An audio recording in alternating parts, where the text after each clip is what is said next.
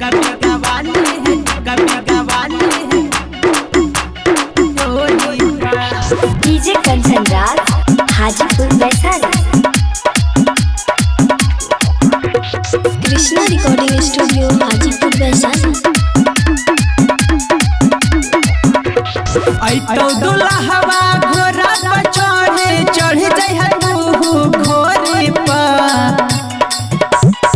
तो दुल्हवा घोड़ा पर चढ़े चढ़ जाए तू घोड़े पर। गाँव के सिवान जब टपे है छौरी तू कभी गवाले है ढोरी पर। गाँव के सिवान जब टपे है छौरी तू कभी गवाले है ढोरी पर।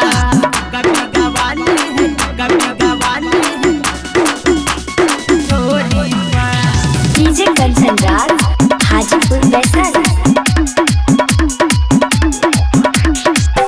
आई से जई पे लगतौ यारावा के नजर गे। चढ़ली जवानिया पे गिर जैतौ बजर गे, गिर जैतौ बजर गे।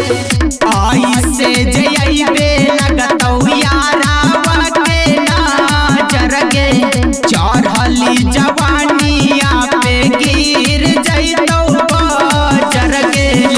के लोटा में पानी गोरवा धोले जाके मोरी पर। गाँव के सिवान जब टपे है छवरी तू कभी गवाले है ढोरी पर। गाँव के सिवान जब टपे है छवरी तू कभी गवाले है ढोरी पर। कभी गवाले है, कभी गवाले है ढोरी पर। डीजे कंचन राज हाजीपुर वैशाली। राउसन विकास से छुआइल हकौ छाती आगे। राइटर कृष्णा सब जाना हकौ बती आगे। राउसन विकास से छुआइल हकौ छाती आगे।